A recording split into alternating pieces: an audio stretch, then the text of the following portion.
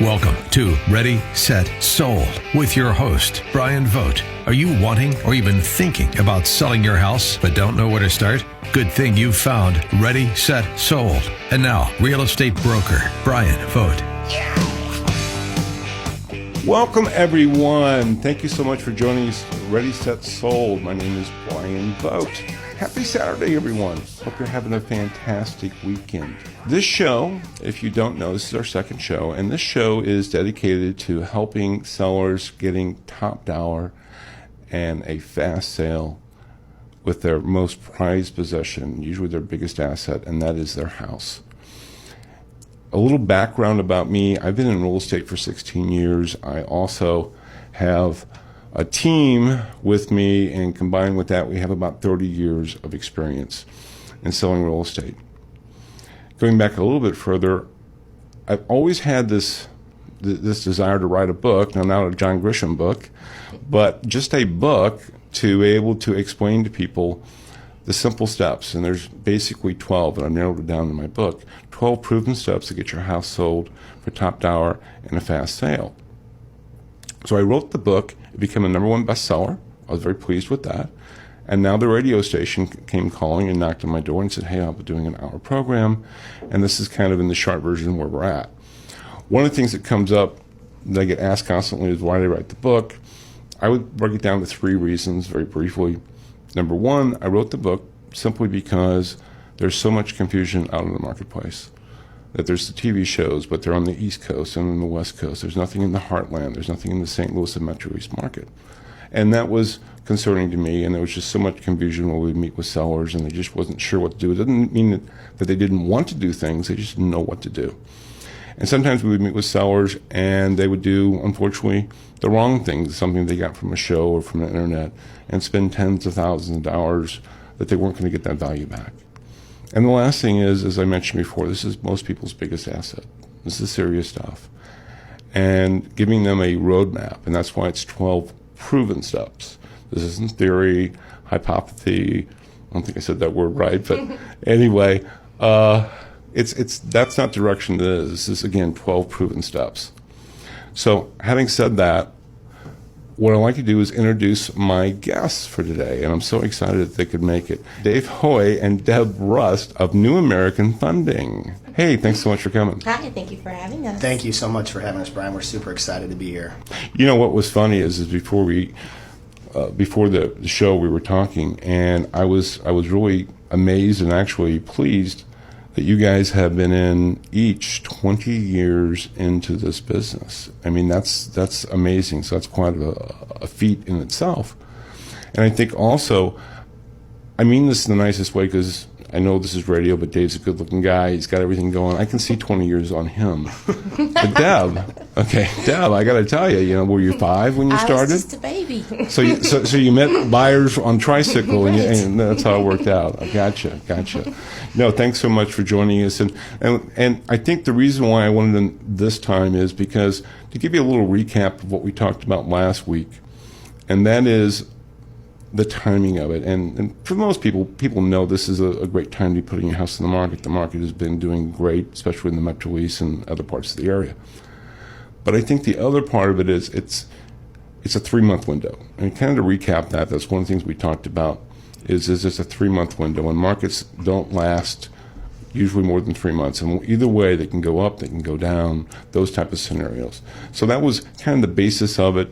Also, the true cost while your house is sitting, you're deciding to put your house on the market, can be up to $2,000 when you talk taxes, insurance, principal and interest, HOAs, utilities. So those things start to add up. So now's the time, if you've been thinking about it, this is the time to go ahead and get your house on the market. And right now, I'm offering the book completely free. It's a paper book in paperback. Be sent to you. All you need to do is go to readysetsold.org, not .com, readysetsold.org, not .com, and pick up the book. It'll be sent to you, be sent to wherever you're located at. And just so you know, there is no obligation, absolutely zero obligation. It's just a way of getting the value out so that you know what you need to do to get your house sold for top dollar. So it's very important. Having said that, The topic that I want to talk about today is actually step 2. And what we're doing is we're doing this in steps. Last week was step 1. This week is step 2. We're going to be moving forward. We may move things around just a little bit. We may jump here and there. But right now we're going with step 2. And that's really trying to pick out the 7 questions. But for time purposes, I've narrowed down to 3 critical questions you have to ask for your realtor. And I think when it really comes down to it, and this is why I love the idea that you guys have been doing this for 20 years, because I think there's a correlation with that. One of the things that you have to have both, and that is in real estate, yes, years of service, but also a running track record. And you have to have both because real estate, I think it's a little bit different with lending. I think, and Deb, you can tell me differently, is that you really still have to produce. So eventually it's just not going to work out. Is that correct? No, correct, for sure. I always joke, the experience I have, the years in lending, doesn't make me smarter. It just makes me, I've seen more. I've seen more, everything. And I know a workaround, just about nothing scares me, Right. And, but no, I'm not smarter than somebody that joined the business last year. It changes drastically. Sure. But No, that's a good point. And that's the correlation that most people don't know about real estate. There are agents, and that's why both things have to have. You have to have a running track record. A good indicator could be 5 to 7 years, but then have you sold homes during that period of time? Have you seen the entire market? Yes, the market's moving up, but have you worked in other markets where it wasn't so good? What most people don't know is, and this, we talked about this before the show, and I think it's the same thing with lenders, that now when the market's going well, all of a sudden the realtors that have held their license, maybe lenders now all of a sudden think this is a great time to jump in, and that may sound good as for them, but it may lead to problems down the road, as you mentioned. Maybe you have something specific, maybe not, but something specific of where a new lender would come in and make a critical mistake. correct. Yeah, you have a lender that is in it for the paycheck.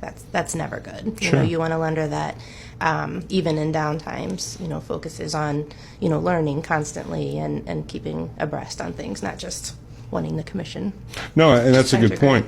And I think that's the same thing when we're talking about the real estate side, because the difference is, as I mentioned, there's realtors who have been in this business for 10, 15 years. Now, here's the fact that sometimes sellers don't know. They may not have sold a house in 5 years.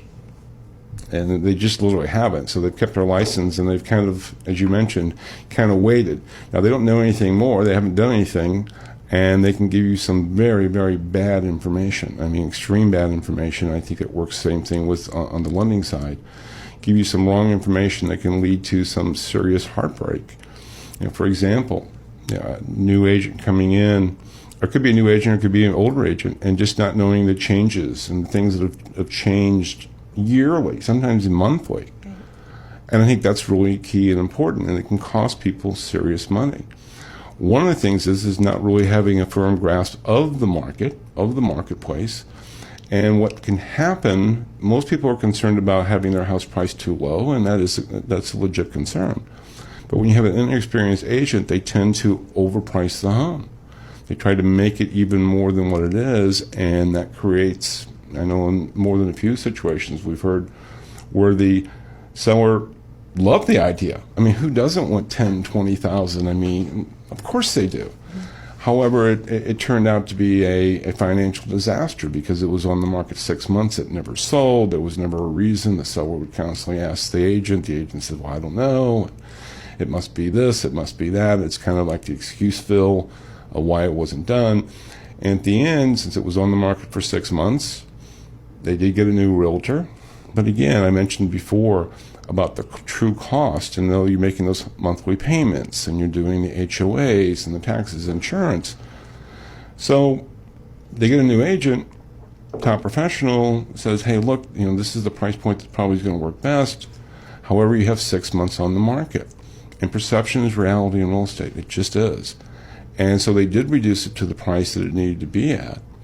However, buyers looked at it and said, well, why has it been on the market for 180? Yeah, what's wrong with it? Right. There must be something wrong with it.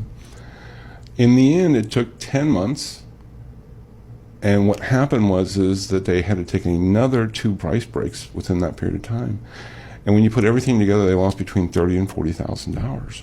And this wasn't a $500,000 home. This was a home that I think was about $180,000, $190,000. So they just got to the point where they just had to move. And so that's why having both those things is so important, and I think on the lending side too. What we're going to be doing is after the break, we're going to be talking about question number 2. And number 2 is going to be dealing with, do they come from a place of service? And I love what you said, Deb, about that. Do they actually listen to you? They listen to your needs, and how important that really is and how critical that really is. So during the break, hey, get the book. Go to readysetsold.org, not .com, readysetsold.org, not .com. Get the book. You don't have to use me. I don't care. Get it for yourself and then read it and give it to the realtor you're going to be using. I don't care. It's that important. So you're listening to Ready, Set, Sold with your host, Bryan Vogt. See you on the other side.